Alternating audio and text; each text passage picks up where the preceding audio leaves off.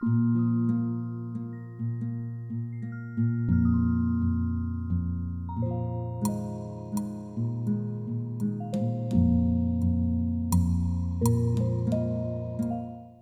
the world game, it comes from a long tradition in Auroville, since the beginning of Auroville. And it started originally in England. So there was a lady who observed in her room with her children, or that children loved to play on the floor, and they had very interesting games. And then she was a psychiatrist, Margaret Lowenfeld, and she thought she will make trying to do a therapeutic work with this. And so she brought it into a box with sand. That was her discovery, in fact, to bring that in a contained box. It started as a child game, let's say. Then in that time, Carl Jung heard about this technique, and he had a disciple, Dora Kalf. And also Dora Kalf brought it with children. First, so she learned from her, and then she brought it to Switzerland, and she made it really into a therapy with Carl Jung's teachings. And also she learned from Suzuki in Buddhism, and so she brought also the aspect of silence into it, to have a silent space. So then it spread out, and now it's all over the world known as sand play. But in Auroville, it came originally from a psychiatrist also, who brought it to the beach in a hut. And he heard from it actually from the ashram. From there it came to Auroville. And like this, it's almost, except a few years, it was always present in Auroville. I think I started with it 14 years ago in Deepanam school, and then 10 years ago in TLC. The way it is practiced in Auroville, it's not therapeutic. So it's really as a way to know yourself. So it goes back to the origin of the game. So basically, it looks very simple. It's a box with sand, with originally specific measurements that you can have an overview when you look at it as an adult or child. You can see your whole world in a glimpse. Because the sand is something, it's like a threshold place, between the sea world and the earth world. And sand, it has that fluidity and this magic. You can create things with it, or that space of also the unconscious can come out. The world game is basically non-verbal expression.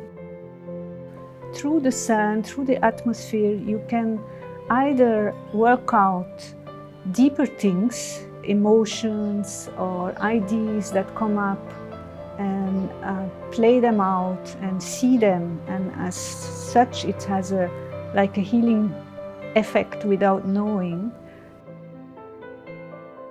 You create a world which somewhere, you know about that world. And especially children, they have dreams when they are small, and when they are untouched, they are not yet spoiled, let's say. They can remember dreams which, speak about beautiful things, and maybe what seems impossible things, and luminous things. It's very important to nourish the dreams of the children and to believe in them, to nourish this, what seems impossible and what the rational mind has so much condemned, actually, or reduced us. So here it's about coming back to the space for the heart without passing too much through the mind.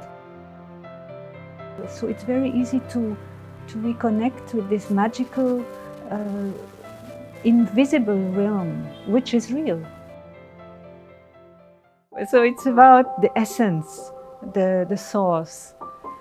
We are so much going into, this mechanics, and education is now so much mechanized. So to bring back, a little bit of space, creativity. So it's a refinement of one's being, which will help us later, And now it's so difficult because we are submerged with all these virtual realities and also dramas of the world and mechanical views. So to have these little islands of spaces where children can still be individualized, be themselves, and trust that something is always going on and will guide them. That's the essence. To be aware that it's about elevating and not going down. And the vital is there, and the vital, it's about refining the vital and accepting it and not pushing it back, but refining it, bringing it towards a beauty and towards more love and towards more harmony. For me, what was important is to have it in a beautiful environment.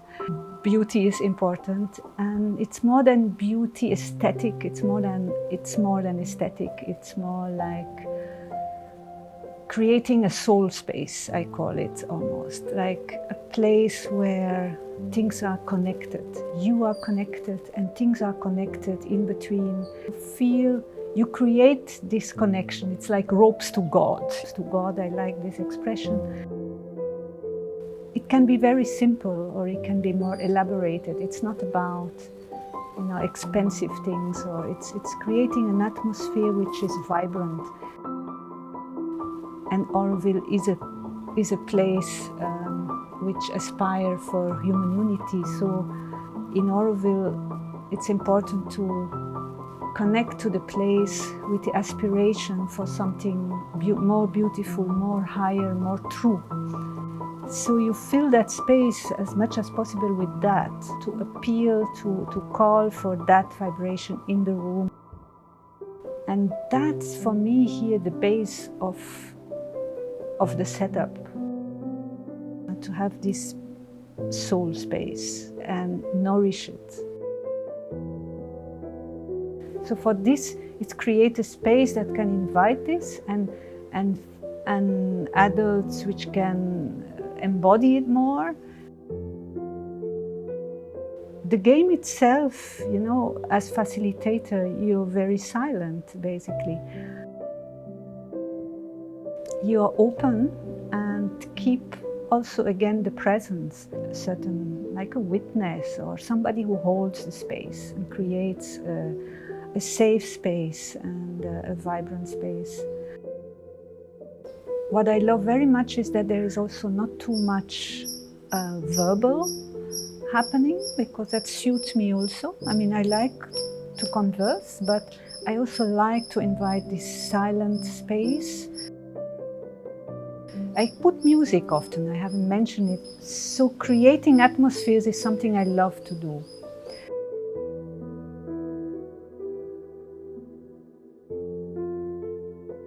Life is the teacher, life is the school. For me, that's my way of finding the unitive consciousness, to find back what we call here the one in all and the all in one, to touch upon the soul of things. I mean, it's big words, but let's say to reconnect with everything in a way that it's alive.